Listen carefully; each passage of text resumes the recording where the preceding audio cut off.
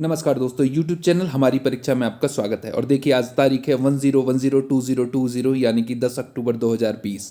और आपके लिए एक बार फिर से लेकर हाजिर हूँ मैं करंट अफेयर्स के 10 महत्वपूर्ण प्रश्न। लेकिन इन प्रश्नों को स्टार्ट करने से पहले आज हमने एक सुपर 25 में प्राचीन भारत की 25 महत्वपूर्ण पुस्तकों की एक वीडियो आपके लिए अपलोड की है। अगर आपने अभी तक उसको नहीं देखा है तो प्लीज़ जाकर उसको देखिए, क्योंकि उसमें मैंने सारी महत्वपूर्ण पुस्तकें जो कि पूछी जाती हैं सारी परीक्षाओं में, उनको कवर कराया है। तो चलिए देखते हैं हम आज का पहला प्रश्न है, भारतीय नौसेना द्वारा तटरक्षक बल के साथ किए जा रहे तटीय सुरक्षा अभ्यास का क्या नाम है। तो देखिए, भारतीय नौसेना द्वारा और कोस्ट गार्ड यानी कि इंडियन नेवी और इंडियन कोस्ट गार्ड जो एक अभ्यास कर रहे हैं जिसका नाम है तटीय सुरक्षा अभ्यास, इसका नाम पूछा है। तो देखिए, इसका जो नाम है वो है सागर कवच। सागर कवच इसका सही उत्तर होने वाला है। और देखिए, ये जो सागर कवच जो एक्सरसाइज है, ये 2 दिन का तटीय सुरक्षा अभ्यास है। Indian Navy, Indian Coast Guard और बहुत सारी जैसे IB, CISF सारी टीम्स मिलकर इसको कर रही हैं।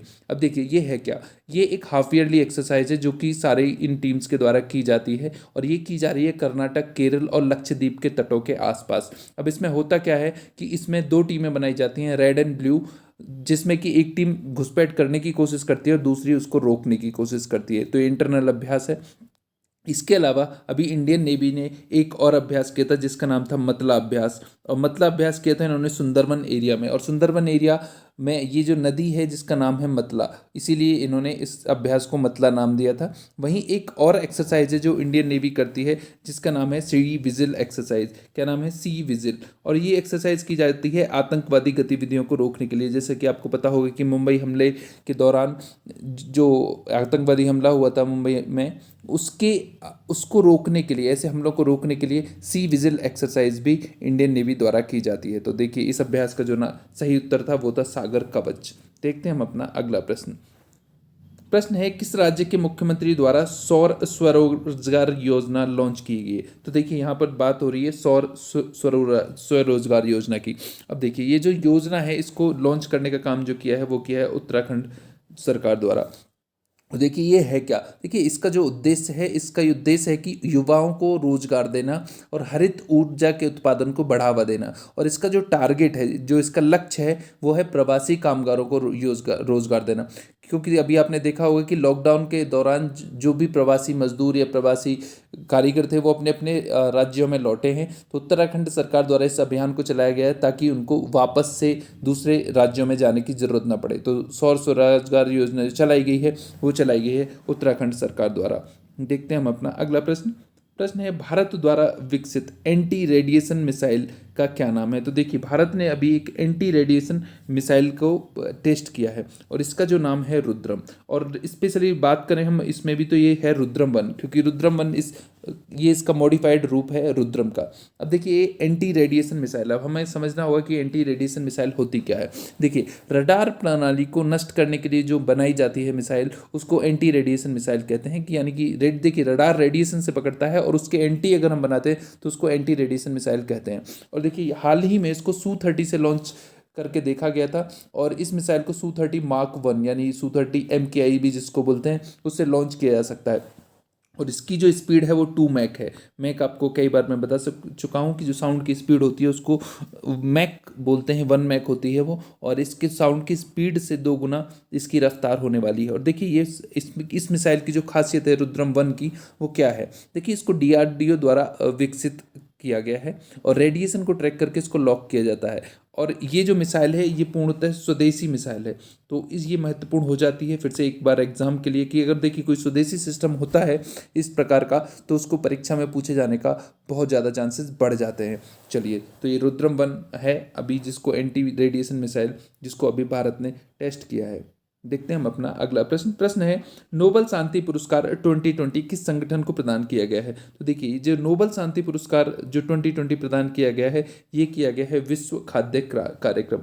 किसको? वर्ल्ड फूड प्रोग्राम को। अब ये देखते हैं कि ये दिया किस लिए गया है। तो देखिए, वर्ल्ड फूड प्रोग्राम जो है वो युद्ध क्षेत्र या गरीबी के क्षेत्रों में खाना प्रोवाइड करने का ये काम करता है। और देखिए ये जो विश्व खाद्य कार्यक्रम है ये संघर्ष स्पेशली, देखिए अभी इसको पुरस्कार क्यों मिला उसको जानना जरूरी है। देखिए संघर्ष प्रभावित क्षेत्रों में शांति के लिए बेहतर परिस्थितियों में योगदान देने के लिए इसको ये पुरस्कार मिला है। देखिए आपको पता होगा जैसे युद्ध क्षेत्रों में भुखमरी होती है उसको रोकने में महत्वपूर्ण भूमिका इस संगठन ने निभाई है। और देखिए अभी यहाँ पर भी अगर स्पेसिफिक हों तो यमन में जो अभी युद्ध चल रहा था वहाँ 12 मिलियन लोगों को इसने भोजन प्रदान कर रहा है अभी 2020 में ये संगठन जो है। और इसकी जो स्थापना हुई थी वो हुई थी 1963 में।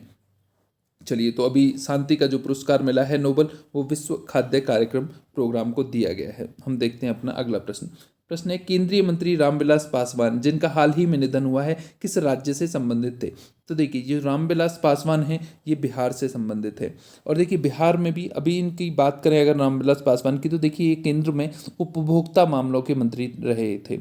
और 2004 में इन्होंने एक पार्टी की स्थापना की थी जिसका नाम था एलजेपी यानी कि लोक जनशक्ति पार्टी की इन्होंने स्थापना की थी। और ये मंत्री रहे थे अभी उपभोक्ता मामलों के। और इनकी जो छवि थी स्पेशली वो एक दलित नेता की छवि इनकी रही है। चलिए तो देखते हैं हम अपना अगला प्रश्न है प्रतिवर्ष डाक दिवस किस तिथि को मनाया जाता है। तो देखिए प्रतिवर्ष जो विश्व डाक दिवस है यानी कि वर्ल्ड पोस्टल डे हम इसको कह सकते हैं ये मनाया जाता है 9 अक्टूबर को।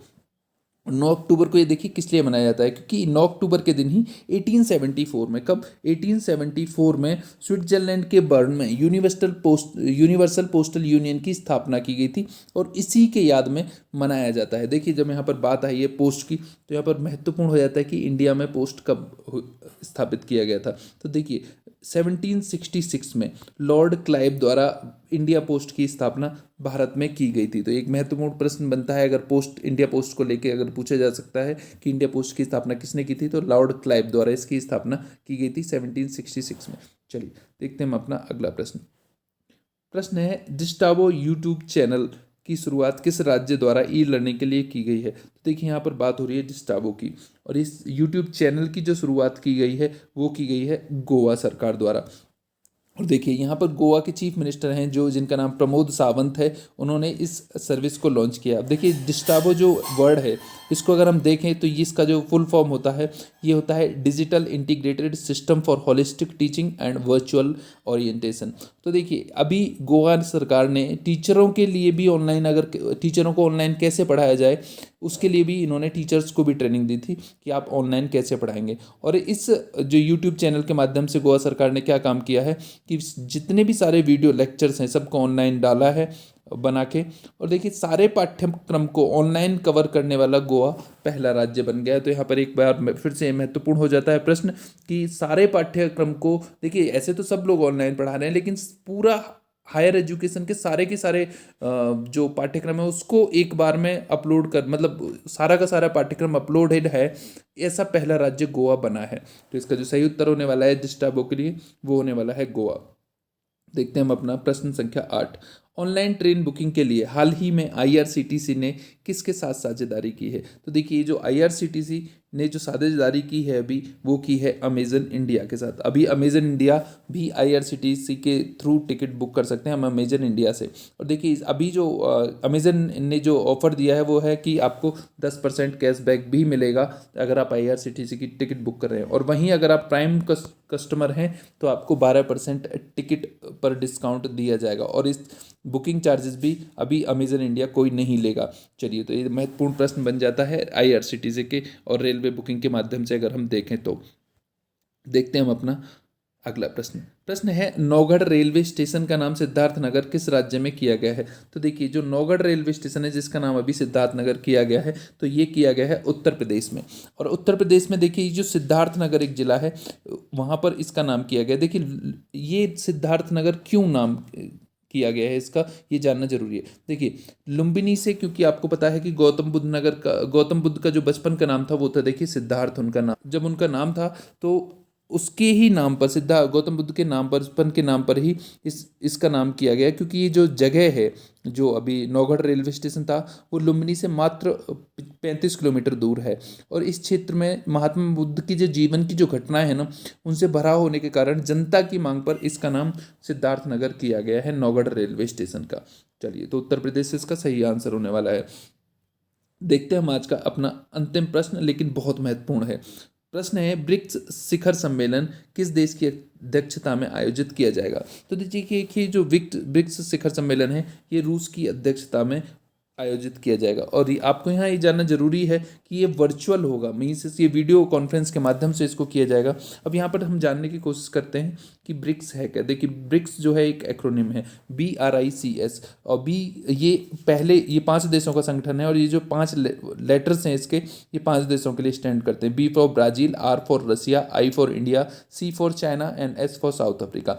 अब देखिए, जब इसका फॉर्मेशन हुआ था तो इसका नाम सिर्फ ब्रिक था, क्योंकि इसमें साउथ अफ्रीका इंक्लूडेड नहीं था। अब बाद में इसका नाम जब साउथ अफ्रीका के इंक्लूड होने के बाद, यानी साउथ अफ्रीका ने जब इस संगठन को ज्वाइन कर लिया, तो इसका नाम ब्रिक्स हो गया। और देखिए, अभी इसकी जो शिखर सम्मेलन है, इसका 12वां शिखर सम्मेलन होने वाला है, यानी 12th शिखर सम्मेलन होने वाला है, जो कि 17 नवंबर से होगा और वर्चुअल मीट के थ्रू हो गया। और देखिए, ब्रिक्स संगठन है क्या। देखिए, उभरती हुई जो राष्ट्रीय व्यवस्था अर्थव्यवस्थाएं हैं, उनका ये संघ है। और इसकी स्थापना जो की गई थी वो 2009 में की गई थी। चलिए, बहुत बहुत धन्यवाद आपका। अगर आपको इस वीडियो से रिलेटेड या हमारी किसी भी वीडियो से रिलेटेड PDF चाहिए, तो आप हमारी परीक्षा टेलीग्राम ज्वाइन करके वहाँ से सारी PDF ले सकते हैं। चलिए, बहुत बहुत धन्यवाद आपका। Thank you very much and all the best.